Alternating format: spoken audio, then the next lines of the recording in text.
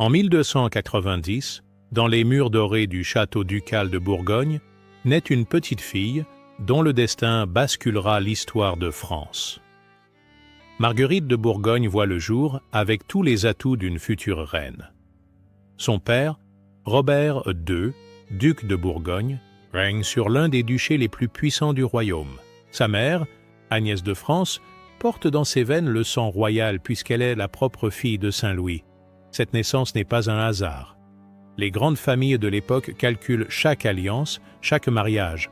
Marguerite grandit dans un monde où sa beauté et son rang la destinent à épouser un prince. L'éducation qu'elle reçoit prépare une future souveraine.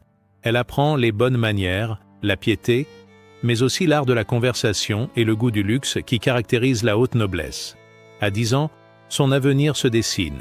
Philippe le Bel, roi de France, cherche des épouses pour ses 3 fils.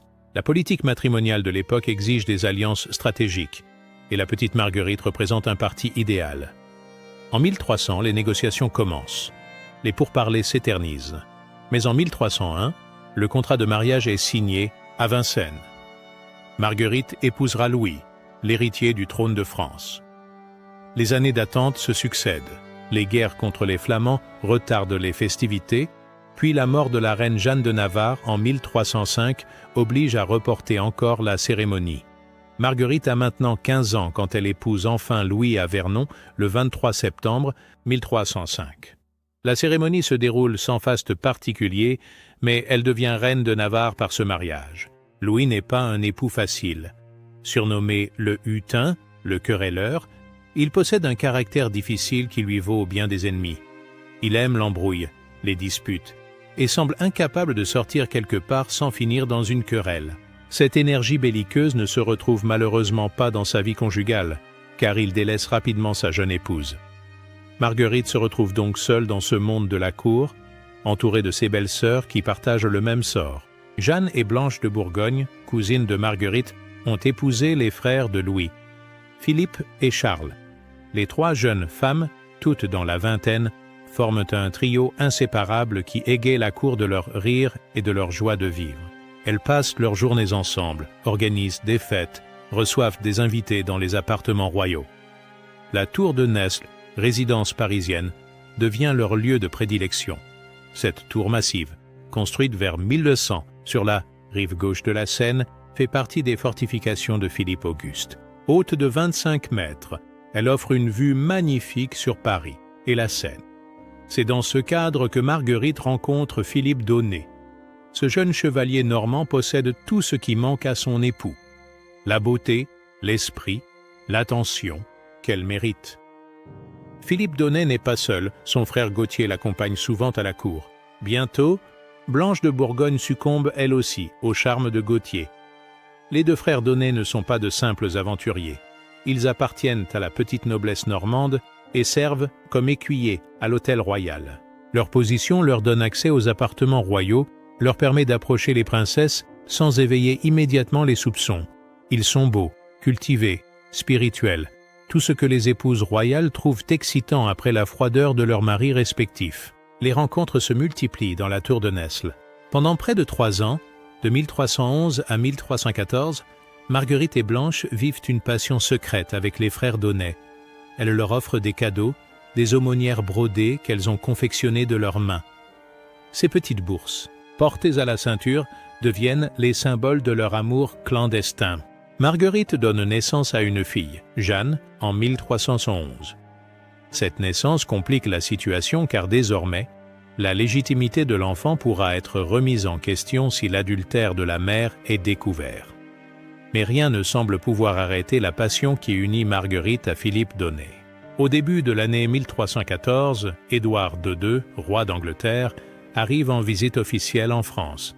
Il accompagne sa jeune épouse, Isabelle de France, fille de Philippe le Bel. Cette femme intelligente et observatrice va jouer un rôle déterminant dans le déclenchement du scandale. Isabelle remarque immédiatement l'atmosphère étrange qui règne à la cour. Des rumeurs circulent depuis longtemps sur la conduite de ses belles-sœurs, mais personne n'ose en parler ouvertement. L'occasion se présente lors d'un banquet donné en l'honneur du couple royal anglais. Ce soir-là, Isabelle observe attentivement l'assemblée quand son regard tombe sur deux jeunes chevaliers, Philippe et Gauthier d'Aunay. Elle reconnaît immédiatement les aumônières qu'ils portent à leur ceinture. Ces petites bourses brodées, elle les a vues entre les mains de ses belles-sœurs quelques mois plus tôt. Mieux encore, elle sait qu'elle les a elle-même offertes à Marguerite, Jeanne et Blanche lors de leur dernière rencontre. Comment ces objets personnels, ces cadeaux intimes, ont-ils pu se retrouver entre les mains de deux hommes? Pour Isabelle, une seule explication est possible. Ses belles-sœurs entretiennent des relations avec ses chevaliers. Elle n'hésite pas une seconde et va immédiatement trouver son père. Philippe le Bel écoute sa fille avec attention. Le roi, surnommé le Bel pour sa prestance, mais aussi le roi de fer pour son inflexibilité, ne peut tolérer un tel affront. Sa réputation, celle de sa dynastie, l'avenir même du royaume sont en jeu. Il ordonne immédiatement une enquête, discrète. Guillaume de Nogaret, fidèle conseiller du roi, se charge de l'affaire. Les frères d'Aunay sont arrêtés dans la nuit et conduits dans les cachots du Louvre. La torture commence immédiatement. Les bourreaux du roi connaissent leur métier, et peu d'hommes résistent longtemps à leur méthode. Philippe d'Aunay tient bon d'abord, mais la douleur finit par le briser. Il avoue sa liaison avec Marguerite de Bourgogne. Son frère Gauthier ne tarde pas à suivre. Oui, il couche avec Blanche depuis 3 ans. Oui, il se retrouve dans la tour de Nesle. Oui, ils ont reçu ces aumônières de leur maîtresse.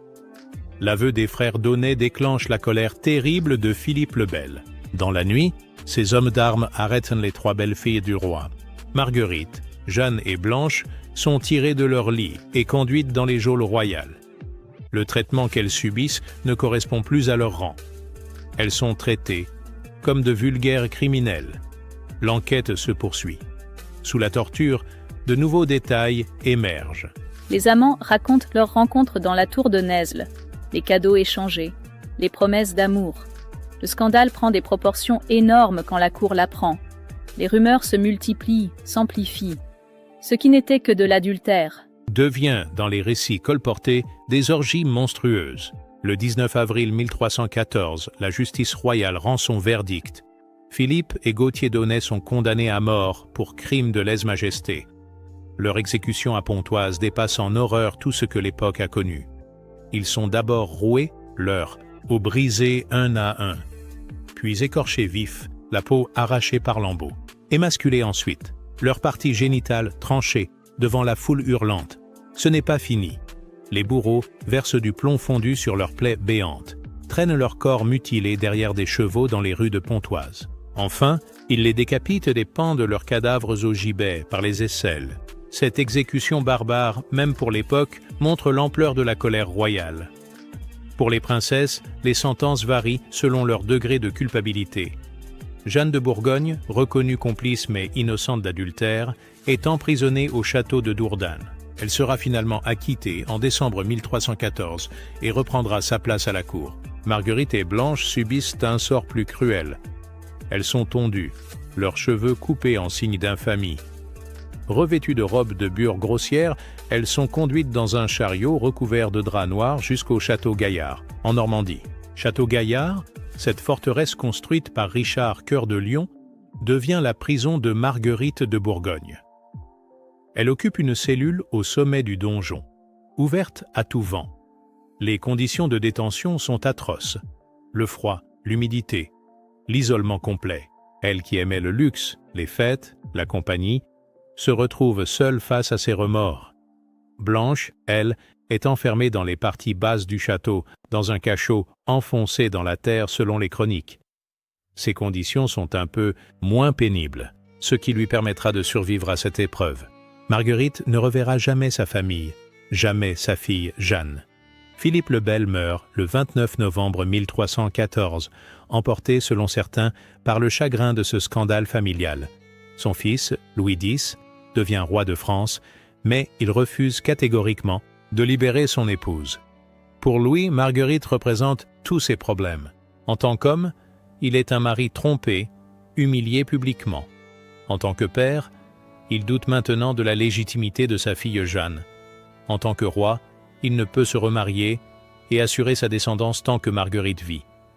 L'Église, ne reconnaît pas l'adultère comme motif d'annulation du mariage. L'hiver 1314-1315 est particulièrement rigoureux. Dans sa cellule glacée, Marguerite s'affaiblit de jour en jour. Elle qui était si belle, si pleine de vie, dépérit lentement. Les mauvais traitements, le froid, l'isolement ont raison de sa santé. Le 30 avril 1315, on trouve Marguerite morte dans sa cellule. Les circonstances de ce décès restent mystérieuses. La chronique officielle parle de maladie, d'épuisement dû aux conditions de détention. Mais des rumeurs persistent. Elle aurait été étranglée sur ordre de Louis X pour lui permettre de se remarier rapidement. La mort de Marguerite libère Louis X, qui épouse Clémence de Hongrie le 19 août 1315. Le roi espère enfin avoir un héritier mâle qui consolidera sa dynastie. Mais le destin en décide autrement. Louis X meurt brutalement le 5 juin 1316, après avoir bu du vin glacé lors d'une partie de jeu de paume à Vincennes. Clémence de Hongrie est enceinte. Le 15 novembre 1316, elle donne naissance à un fils, Jean Ier dit, le posthume. L'espoir renaît. La France a enfin un roi légitime. Mais l'enfant ne vit que 5 jours. Sa mort, si soudaine, alimente les rumeurs d'empoisonnement. Qui a intérêt à éliminer ce bébé roi? Philippe de Poitiers, frère de Louis X, et régent du royaume. Avec la mort de Jean Ier, la succession devient problématique. Qui doit hériter du trône? Logiquement, Jeanne, fille de Louis X, et Marguerite de Bourgogne devraient succéder à son demi-frère. Mais l'adultère de sa mère jette un doute sur sa légitimité. Est-elle vraiment la fille de Louis X ou celle de Philippe d'Aunay? Les conseillers du royaume refusent de prendre ce risque. Ils invoquent un principe jusque-là inconnu en France, la loi salique. Selon cette loi, prétendument tirée des anciennes coutumes franques, une femme ne peut hériter de la couronne de France. Le prétexte avancé est qu'elle pourrait apporter le royaume en dot à son époux étranger. Cette justification est douteuse. Dans d'autres royaumes européens, Navarre, Espagne, Angleterre, les femmes peuvent parfaitement hériter du trône en l'absence d'héritier mâle. Mais en France, l'adultère de Marguerite de Bourgogne change tout. Par sa faute, une loi nouvelle exclut définitivement les femmes de la succession royale. Philippe de Poitiers devient ainsi Philippe V le Long. Mais la malédiction continue. À sa mort en 322, il ne laisse que des filles. Son frère Charles IV le Bel lui succède. Ce dernier a eu la précaution de répudier sa femme Blanche de Bourgogne, l'autre adultère de 1314, et de se remarier. Mais quand il meurt en 1328, il ne laisse également que des filles. La guerre de 100 ans commence. La mort de Charles IV en janvier 1328 marque la fin de la dynastie capétienne directe. Pour la première fois depuis Hugues Capet, il n'y a plus d'héritier mâle en ligne directe. Les conseillers du royaume doivent choisir le nouveau roi parmi les collatéraux. 2 prétendants se dessinent. Philippe de Valois, cousin des derniers rois par son père, Charles de Valois, frère de Philippe le Bel, et Édouard III d'Angleterre, petit-fils de Philippe le Bel par sa mère Isabelle de France, celle-là même qui avait dénoncé l'adultère de ses belles-sœurs. En vertu de la loi salique nouvellement établie, Édouard III ne peut prétendre au trône puisqu'il descend des rois de France par les femmes. Philippe de Valois devient Philippe VI de France. Mais Édouard III ne l'entend pas de cette oreille. Il considère que sa proximité de sang avec Philippe le Bel lui donne plus de droits que Philippe de Valois. Robert d'Artois attise le conflit. Ce seigneur, banni de France pour ses intrigues, s'exile en Angleterre et pousse Édouard III à revendiquer la couronne française. Il lui explique que la loi salique n'est qu'un prétexte inventé pour l'écarter du trône. Si Marguerite de Bourgogne n'avait pas commis l'adultère, sa fille Jeanne aurait pu hériter du royaume. Et sans cette loi salique, Édouard III serait aujourd'hui roi de France. Les arguments de Robert d'Artois convainquent Édouard III. En 1337, il revendique officiellement la couronne de France. Philippe VI refuse évidemment de la lui céder. C'est le début de la guerre de 100 ans, ce conflit titanesque qui va ravager la France pendant plus d'1 siècle. Ainsi, l'adultère d'une jeune femme de 24 ans déclenche la plus longue guerre de l'histoire européenne. Si Marguerite de Bourgogne n'avait pas trompé son époux, toute l'histoire de France aurait été différente. Elle aurait pu donner des fils à Louis X, assurant la continuité de la dynastie capétienne directe, ou bien sa fille Jeanne aurait hérité du trône en l'absence d'héritier mâle. Dans ce scénario alternatif, la loi salique n'aurait jamais été invoquée. À la mort de Charles IV, sa fille aînée serait devenue reine de France. Édouard III n'aurait eu aucun prétexte pour revendiquer la couronne française. La guerre de 100 ans n'aurait pas eu lieu. Mais l'histoire ne connaît pas les si. La passion de Marguerite pour Philippe d'Aunay a des conséquences dramatiques. Elle provoque l'établissement de la loi salique, qui écarte définitivement les femmes du trône de France. Cette loi, inventée pour justifier l'exclusion d'une possible bâtarde, devient un principe fondamental de la monarchie française. Elle déclenche aussi la guerre de 100 ans. Édouard III base ses revendications sur l'injustice de cette loi salique. Il argue que si les femmes pouvaient transmettre des droits au trône, sa mère Isabelle lui aurait légué ceux de Philippe le Bel. Cette guerre terrible va affaiblir la France pendant des générations. L'ironie du sort veut que Marguerite, en cherchant l'amour auprès de Philippe d'Aunay, détruise l'avenir de toutes les femmes de France. Par sa faute, aucune femme ne pourra plus jamais prétendre au trône français. Elle qui voulait vivre, sa passion librement forge les chaînes qui enfermeront ses descendantes. Le scandale de la tour de Nesle marque profondément les esprits de l'époque. Les chroniqueurs s'emparent de l'affaire et la transforment progressivement en légende noire. Ce qui n'était que de l'adultère devient, au fil des récits, une histoire d'orgies monstrueuses et de meurtres en série. La légende prétend que Marguerite et ses complices attiraient leurs amants dans la tour de Nesle, les séduisaient, puis les assassinaient et jetaient leur corps dans la Seine. Cette version fantasmée n'a aucun fondement historique, mais elle perdure dans l'imaginaire collectif. Au XIXe siècle, Alexandre Dumas s'empare de cette légende pour écrire « La tour de Nesle », un mélodrame sanglant qui connaît un succès retentissant. Cette pièce de théâtre, créée en 1832, amplifie encore la réputation sulfureuse de Marguerite de Bourgogne. Elle en fait une reine sanguinaire qui tue ses amants par plaisir. Maurice Druon, dans sa saga Les Rois Maudits, s'inspire également de cette histoire. Il fait de Marguerite un personnage complexe, victime de ses passions, mais aussi de la cruauté de son époque. Son adaptation télévisée dans les années 1970 popularise cette vision de la reine adultère. Mais au-delà de la légende, que savons-nous vraiment de Marguerite de Bourgogne?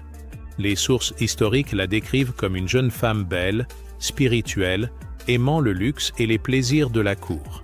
Elle n'était pas différente des autres princesses de son époque, si ce n'est qu'elle a eu le malheur d'être découverte. Car l'adultère était monnaie courante à la cour de France. Les mariages aristocratiques étaient des alliances politiques, pas des unions d'amour. Les épouses cherchaient souvent ailleurs l'affection qui leur manquait dans leur foyer. Marguerite a simplement eu la malchance de tomber sur une belle-sœur observatrice et indiscrète. La vraie tragédie de Marguerite. La vraie tragédie de Marguerite n'est pas son adultère, mais ce qu'elle en coûte à la France.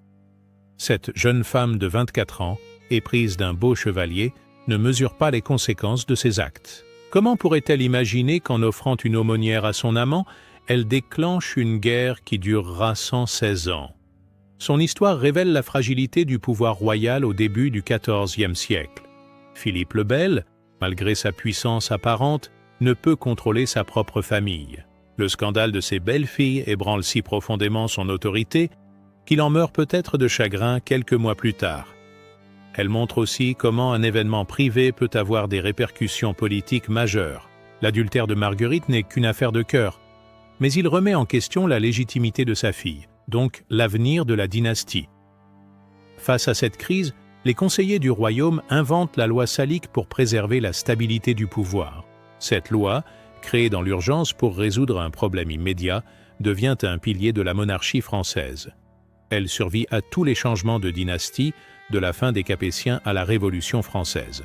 Même Napoléon, qui bouleverse tant de traditions, respecte ce principe en excluant les femmes de sa succession. La mort de Marguerite de Bourgogne reste l'une des énigmes de cette histoire. Officiellement, elle succombe aux mauvaises conditions de sa détention à Château-Gaillard, le 30 avril 1315. Mais cette version soulève des questions troublantes. Le timing de sa mort est particulièrement suspect. Louis X, vient de monter sur le trône et cherche désespérément à se remarier pour assurer sa descendance. La survie de Marguerite l'empêche de contracter une nouvelle union puisque l'Église ne reconnaît pas l'adultère comme motif de divorce. Plusieurs chroniqueurs contemporains suggèrent qu'elle a été assassinée. Giovanni Villani affirme qu'elle fut étouffée avec une serviette. François de Belforest prétend qu'elle fut emmurée vivante. Henri Martin évoque un étouffement entre deux matelas. Ces récits, bien que tardifs, témoignent d'une suspicion persistante sur les circonstances de sa mort. L'historien Maurice Druon, dans Les Rois maudits, résout cette question en faisant étrangler Marguerite par un sbire de Robert d'Artois agissant pour le compte de Louis X. Cette version romanesque n'a aucune preuve historique, mais elle reflète la conviction de nombreux historiens que cette mort trop opportune ne peut être naturelle. Que s'est-il vraiment passé dans la cellule de Château-Gaillard cette nuit du 30 avril 1315 ? Nous ne le saurons probablement jamais, mais le fait que Louis X se remarie moins de 4 mois plus tard suggère qu'il attendait impatiemment cette disparition. Une légende tenace associe le destin tragique de Marguerite et de ses beaux-frères à la malédiction des Templiers. Jacques de Molay, dernier maître de l'ordre du Temple, aurait maudit Philippe le Bel et sa descendance avant de mourir sur le bûcher le 18 mars 1314. Cette malédiction semble s'accomplir de manière spectaculaire. Philippe le Bel meurt en novembre 1314, quelques mois après l'exécution de Jacques de Molay. Ses 3 fils meurent successivement sans laisser d'héritier mâle, mettant fin à la dynastie capétienne directe. Le scandale de leurs épouses contribue largement à cette extinction. Louis X meurt en 1316 après un règne de 18 mois seulement. Son fils posthume Jean Ier ne vit que 5 jours. Philippe V succombe en 1322 sans descendance masculine. Charles IV s'éteint en 1328, mettant fin à la lignée de Philippe le Bel. En 14 ans, la malédiction a emporté 4 générations d'hommes. Cette coïncidence troublante frappe les contemporains. Comment expliquer autrement cette série de morts prématurées et d'échecs dynastiques ? L'adultère de Marguerite et de Blanche paraît être l'instrument de cette vengeance divine. En déshonorant leurs époux, elles compromettent l'avenir de leur lignée. Bien sûr, l'historien moderne ne croit pas aux malédictions, mais il faut reconnaître que le destin de la famille de Philippe le Bel est exceptionnellement tragique et que l'affaire de la tour de Nesle joue un rôle déterminant dans cette tragédie en jetant le doute sur la légitimité de la descendance royale. L'histoire de Marguerite de Bourgogne dépasse largement le cadre français. Ses conséquences se répercutent dans toute l'Europe médiévale. La guerre de 100 ans qu'elle contribue à déclencher implique non seulement la France et l'Angleterre, mais aussi leurs alliés respectifs, l'Écosse, le Portugal, la Castille, du côté français, la Flandre, le Saint-Empire, la Bretagne du côté anglais. Cette guerre transforme l'art militaire européen. Les victoires anglaises d'Azincourt et de Poitiers démontrent la supériorité de l'arc long sur la cavalerie lourde traditionnelle. Les innovations tactiques développées pendant ce conflit influencent tous les autres théâtres européens. Elles modifient aussi l'équilibre des puissances. L'affaiblissement de la France profite à l'Angleterre, mais aussi aux princes allemands et aux villes italiennes. Le Saint-Empire peut étendre son influence vers l'Ouest, tandis que les cités-États italiennes développent leur commerce avec l'Europe du Nord. L'établissement de la loi salique en France inspire d'autres monarchies européennes. Cette exclusion des femmes de la succession devient progressivement la norme, même dans des royaumes qui acceptaient auparavant l'héritage féminin. L'exemple français fait jurisprudence. Sur le plan culturel, la guerre de 100 ans stimule le développement des identités nationales. Français et Anglais se définissent par opposition à leurs ennemis héréditaires. Cette construction identitaire, née du conflit déclenché par l'adultère de Marguerite, influence durablement les mentalités européennes. Une femme victime de son époque. Au-delà des conséquences politiques catastrophiques de ses actes, Marguerite de Bourgogne reste avant tout une femme victime de son époque. Dans la société médiévale, les femmes de l'aristocratie n'ont aucune liberté sentimentale. Elles sont mariées dès l'adolescence, à des hommes qu'elles n'ont pas choisis, pour sceller des alliances qu'elles ne maîtrisent pas. Marguerite épouse Louis X à 15 ans sans l'avoir jamais rencontré auparavant. Leur union, négociée depuis des années par leur famille, vise uniquement à renforcer les liens entre la Bourgogne et la couronne de France. Les sentiments des époux ne comptent pas dans ce calcul politique. Louis X ne montre aucune affection pour sa jeune épouse. Surnommé le Hutin pour son caractère querelleur, il préfère les disputes politiques aux plaisirs conjugaux. Marguerite se retrouve délaissée dans un monde qui ne lui offre aucune alternative légale à cette solitude imposée. L'adultère devient alors sa seule échappatoire. Dans une société qui interdit le divorce et sanctifie le mariage, tromper son époux représente le seul moyen d'accéder à un semblant d'épanouissement sentimental. Marguerite ne fait que ce que font discrètement la plupart des femmes nobles de son époque. Mais Marguerite commet l'erreur de sous-estimer les enjeux politiques de ses actes. En tant que future reine de France, chacun de ses gestes peut avoir des répercussions dynastiques. Sa liaison avec Philippe d'Aunay ne remet pas seulement en question sa fidélité conjugale, mais aussi la légitimité de sa descendance et donc l'avenir du royaume. Cette incompréhension tragique entre vie privée et responsabilité publique caractérise le destin de nombreuses reines médiévales. Marguerite paie de sa vie une passion que ses contemporaines masculines auraient vécue sans conséquences graves. Si Louis X avait eu des maîtresses, personne n'y aurait trouvé à redire. Mais l'adultère féminin, lui, menace l'ordre dynastique et social. L'affaire Marguerite de Bourgogne révèle les faiblesses structurelles de la monarchie française au début du XIVe siècle. Philippe le Bel, malgré sa réputation de souverain inflexible, ne parvient pas à contrôler sa propre famille. Le scandale de ses belles-filles ternit durablement l'image de la royauté et affaiblit l'autorité monarchique. Cette crise démontre aussi l'importance cruciale des réseaux féminins dans la transmission du pouvoir. Les épouses royales ne sont pas de simples reproductrices, mais des actrices politiques dont les comportements influencent l'équilibre dynastique. Leur fidélité conditionne la légitimité de leurs enfants et donc l'avenir de la couronne. L'invention de la loi salique pour résoudre cette crise témoigne de l'adaptabilité du droit monarchique face aux situations exceptionnelles. Les juristes de Philippe V créent ex nihilo une tradition qui s'impose comme un principe fondamental. Cette capacité d'innovation juridique permet à la monarchie de surmonter la crise successorale, mais au prix d'une restriction définitive des droits féminins. Cette loi nouvelle illustre également comment les crises dynastiques peuvent modifier durablement les institutions. Ce qui naît comme une solution d'urgence devient une règle intangible. La loi salique, inventée pour exclure une possible bâtarde, survit pendant des siècles comme principe constitutionnel de la monarchie française.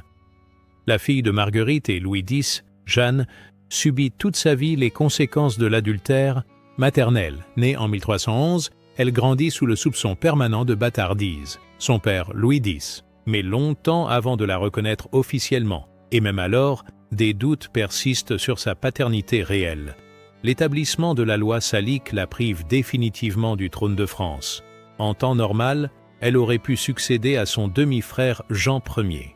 Mais l'adultère de sa mère rend cette succession impossible.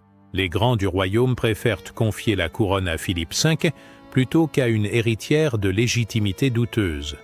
Jeanne ne récupère qu'une partie de ses droits en devenant reine de Navarre en 1328. Ce royaume, héritage de sa grand-mère Jeanne Hire, lui revient enfin après de longues négociations.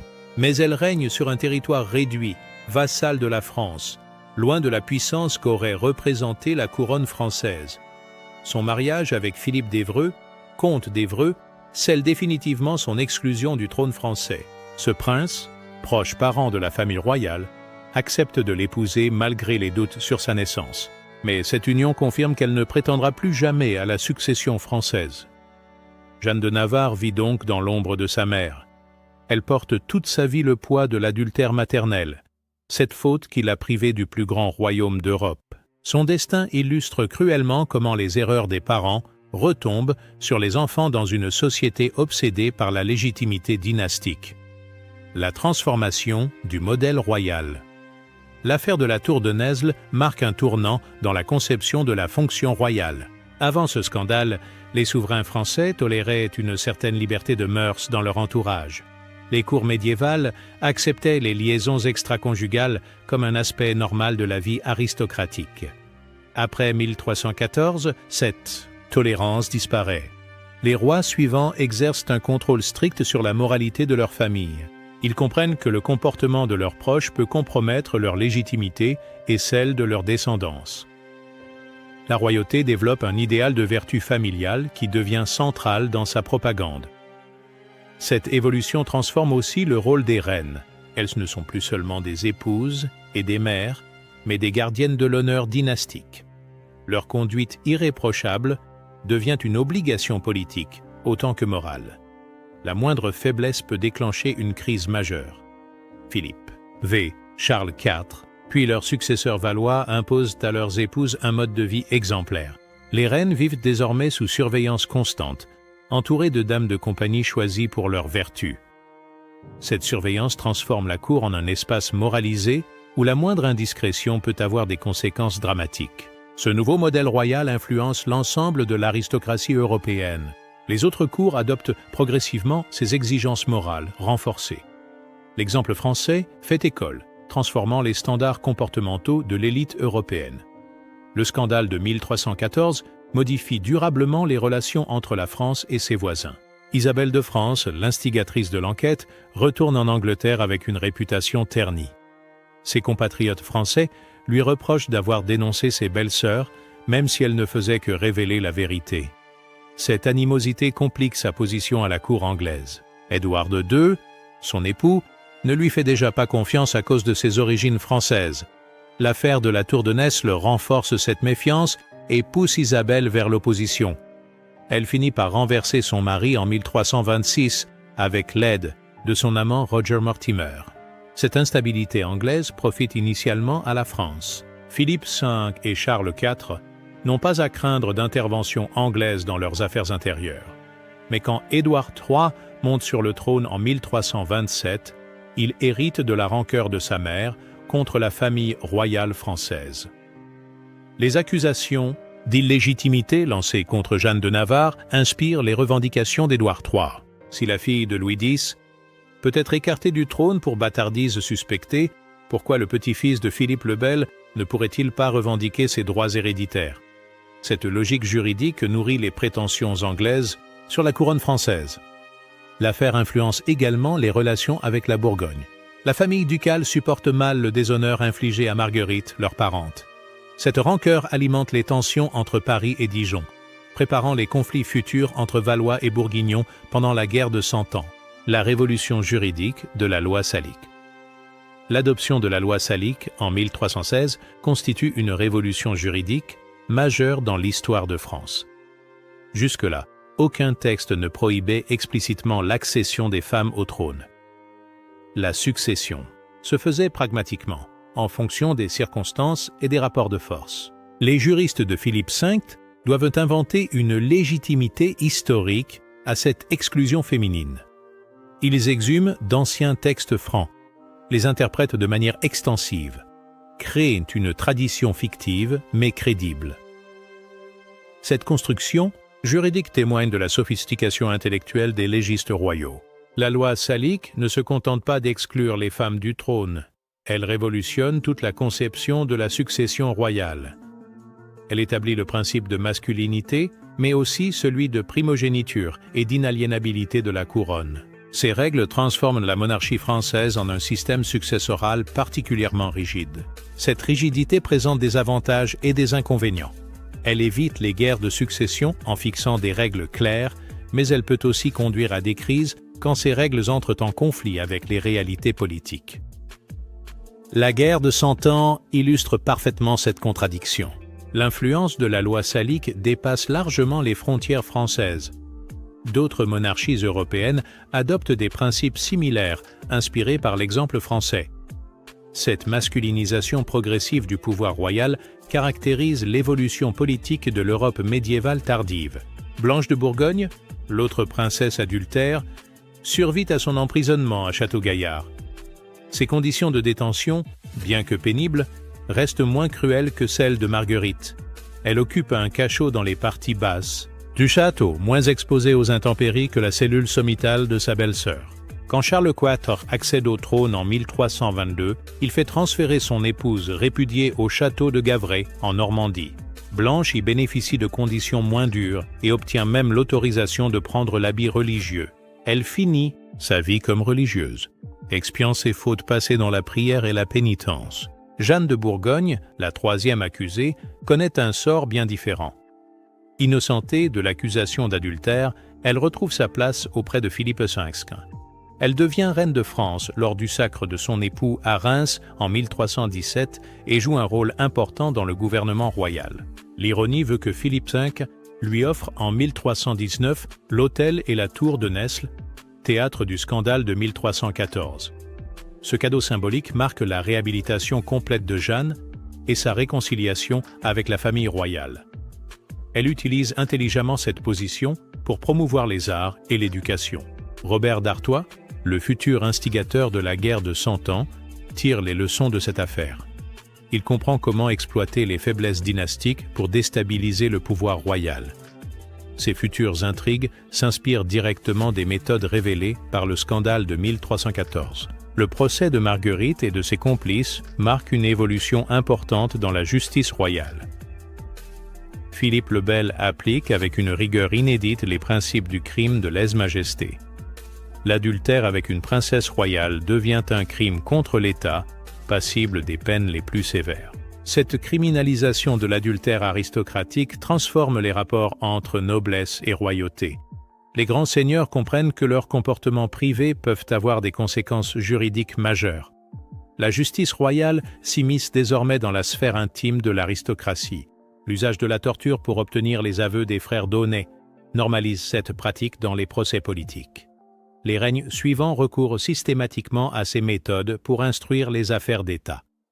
Cette brutalisation de la justice renforce l'autorité royale par la terreur. Les exécutions publiques d'avril 1314 établissent un nouveau standard de cruauté dans les châtiments exemplaires. La mise à mort des frères d'Aunay dépasse en horreur les pratiques habituelles, même pour l'époque. Cette surenchère dans la violence pénale terrorise la noblesse et dissuade les velléités d'opposition. Cette théâtralisation de la justice royale influence durablement la culture politique française.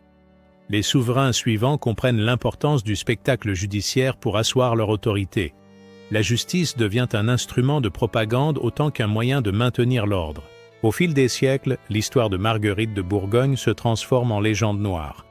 Les chroniqueurs médiévaux, puis les auteurs modernes, amplifient progressivement les aspects scandaleux de l'affaire. La réalité historique disparaît sous les ajouts fictionnels successifs. Cette déformation mémorielle témoigne de la fascination exercée par les femmes de pouvoir transgressives. Marguerite devient l'archétype de la reine adultère, figure récurrente de la littérature européenne. Son histoire inspire des générations d'auteurs en quête de personnages sulfureux. La littérature romantique du XIXe siècle achève cette transformation. Alexandre Dumas fait de Marguerite une criminelle sanguinaire, qui assassine ses amants par plaisir. Cette version fantasmée s'impose dans l'imaginaire populaire et occulte définitivement la vérité historique. Cette falsification révèle les préjugés persistants sur la sexualité féminine. Marguerite devient le symbole de la femme fatale qui détruit tout sur son passage.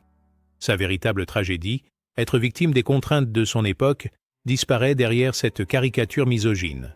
La réhabilitation historique moderne tente de rétablir la vérité sur ce personnage. Les historiens contemporains soulignent le caractère exceptionnel de la punition infligée à Marguerite et questionnent les motivations politiques de cette répression. Mais la légende noire résiste à ces efforts de clarification. L'affaire de la tour de Nesle aggrave durablement la condition des femmes nobles en France. La loi salique institutionnalise leur exclusion du pouvoir politique suprême. Mais au-delà de cette éviction juridique, le scandale transforme la perception sociale de la féminité aristocratique. Les femmes de la haute noblesse perdent la relative liberté dont elles jouissaient auparavant. Leur surveillance se renforce, leurs contacts se limitent, leurs activités se restreignent. La cour devient un espace carcéral déguisé où chaque geste est épié et interprété. Cette évolution touche particulièrement les reines et princesses du sang. Elles doivent désormais incarner un idéal de vertu impossible, sous peine de déclencher des crises politiques majeures. Leur marge d'autonomie se réduit drastiquement. Leur existence se ritualise. L'exemple de Marguerite sert d'épouvantail pour dissuader toute velléité d'émancipation féminine. Les moralistes de l'époque brandissent son sort tragique pour rappeler aux femmes les dangers de la transgression. Cette instrumentalisation pédagogique renforce l'ordre patriarcal. Paradoxalement, cette restriction des libertés féminines coïncide avec l'émergence de nouvelles formes de pouvoir féminin. Les reines développent une influence politique alternative, fondée sur la diplomatie, le mécénat, la dévotion. Elles contournent les interdits formels par des stratégies indirectes plus subtiles. L'établissement de la loi salique en France influence l'évolution constitutionnelle de l'Europe entière. D'autres monarchies adoptent des principes similaires, inspirés par l'exemple français. Cette masculinisation progressive du pouvoir royal transforme l'équilibre politique européen. L'Empire germanique renforce ses propres règles d'exclusion féminine, s'appuyant sur le précédent français. Les royaumes ibériques maintiennent plus longtemps l'héritage féminin, mais finissent par adopter des restrictions similaires. L'influence française s'étend progressivement à tout le continent. Cette évolution juridique accompagne une transformation plus générale des mentalités européennes. La fin du Moyen Âge voit se durcir les normes de genre dans l'aristocratie. Les rôles masculins et féminins se figent en modèles rigides qui perdureront pendant des siècles. La guerre de 100 ans, déclenchée indirectement par l'affaire Marguerite, accélère cette évolution. Le conflit renforce l'importance des qualités guerrières masculines et dévalue corrélativement les vertus féminines traditionnelles. Les sociétés européennes se militarisent et se masculinisent. Cette transformation a des conséquences durables sur l'organisation sociale européenne. Elle retarde l'émergence des droits féminins de plusieurs siècles. La Renaissance et l'époque moderne héritent de ces blocages juridiques créés au XIVe siècle pour résoudre une crise dynastique française. L'histoire de Marguerite de Bourgogne révèle l'ironie cruelle du destin historique. Cette jeune femme qui cherchait simplement l'amour dans un mariage arrangé déclenche involontairement la plus longue guerre de l'histoire européenne. Sa quête personnelle du bonheur provoque le malheur de générations entières. Son adultère, fait banal dans l'aristocratie médiévale, prend des proportions exceptionnelles par ses conséquences politiques. Si elle avait épousé un simple seigneur provincial, ses infidélités seraient restées anecdotiques. Mais en tant que future reine de France, chacun de ses actes acquiert une dimension dynastique explosive. Cette disproportion entre la cause et l'effet illustre la complexité des mécanismes historiques. Les grandes transformations politiques naissent parfois d'événements dérisoires.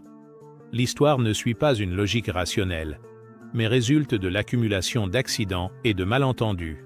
L'exemple de Marguerite montre aussi comment les structures sociales déterminent le destin individuel.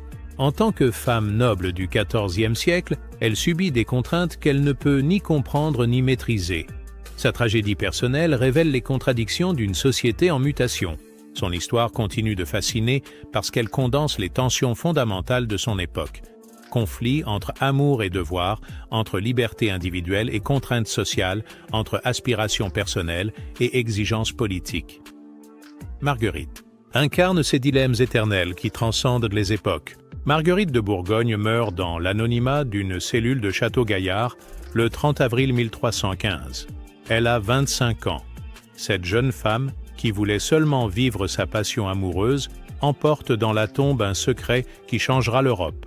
Sa fille Jeanne grandira dans l'ombre du soupçon, privée du plus grand trône d'Europe par l'adultère maternel. La loi salique, inventée pour l'exclure, survivra 6 siècles et déterminera l'évolution de la monarchie française. La guerre de 100 ans, née de cette exclusion, ravagera l'Europe pendant plus d'un siècle. Ainsi, l'amour de Marguerite pour Philippe d'Aunay déclenche une chaîne de conséquences qui dépasse toute imagination. Cette liaison secrète de 3 ans provoque l'établissement d'une loi fondamentale, l'extinction d'une dynastie, le déclenchement d'une guerre interminable. Jamais adultère n'aura eu de suite aussi dramatique. L'histoire de Marguerite de Bourgogne rappelle que les actions privées peuvent avoir des répercussions publiques imprévisibles. Elle illustre la fragilité des équilibres politiques et la vulnérabilité des institutions face aux passions humaines. Elle montre enfin comment une femme, par sa simple recherche du bonheur, peut involontairement faire tomber 3 rois et ébranler un continent. Marguerite de Bourgogne reste la reine qui a fait tomber 3 rois Louis X, mort sans descendance. Mal viable, Philippe V et Charles IV, contraints d'inventer une loi pour exclure sa fille du trône. Par son adultère, elle met fin à la dynastie capétienne directe et ouvre l'ère des Valois. Par sa faute, la France et l'Angleterre s'entre-déchirent pendant plus de 100 ans. Telle est la véritable histoire de Marguerite de Bourgogne, cette princesse au destin tragique qui voulait seulement être heureuse et qui, sans le savoir, changea le cours de l'histoire européenne.